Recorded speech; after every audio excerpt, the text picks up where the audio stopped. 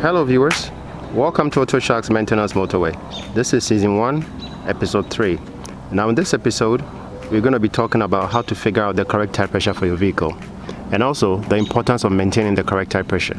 Having the right tire pressure is important for ride feel, ride control, fuel economy, and tire life.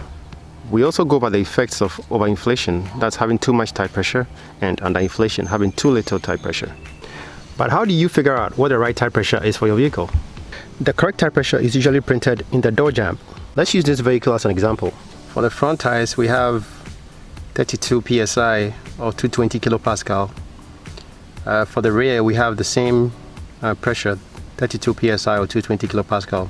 And then there's one of those cars that has the same spare tire as the 4 tires on the vehicle, so that also has a 32 psi.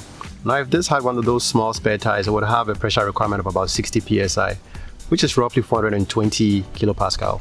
Now if you don't find your tire pressure here in the door jamb or in your user manual, you can head over to tirepressure.com. They have a ton of information for different vehicles and what the tire pressure requirements are. Too much air in your tire, a condition called overinflation, causes excessive wear in the center of the tire and less wear on the sides of the tire. Too little air in your tire, a condition called underinflation, causes excessive wear at the edges of the tire and less wear at the center of the tire. Obviously, both conditions are undesirable. Let's talk about why. The cross-section of a tire with the correct pressure should look something like this. Obviously, I'm not a very good artist, but it should have an even amount of tire on the ground on either side of the tire and to the center, okay? Too much air in your tire will cause the center of your tire to bulge out a little bit like that.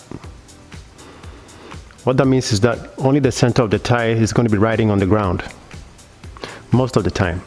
So that's going to cause difficulty in controlling the vehicle because you have a small portion of the tire on the ground as compared to the entire cross-section of the tire on the ground. It will also cause excessive wear at the center of the tire because this side of the tire is going to be riding more on the ground than this side and this side. Too little air in your tire will cause the center of the tire to go in just a little bit like that. Now I have it this way for emphasis, but it will go in just a little bit, okay? What's going to happen now is this side of the tire is going to be riding more on the ground. The sides will ride more on the ground than the center of the tire, causing excessive wear on this side and that side more than the center. Apart from excessive wear on the sides of the tire for overinflation, you see a drop in your fuel mileage. So it's extremely important that you have the correct tire pressure on your tire so that you can ride this fine line right here. This is the optimum tire pressure line. So that pretty much wraps up season 1, episode 3. Always remember, don't text and drive, don't drink and drive, and always practice defensive driving. See you in the next video.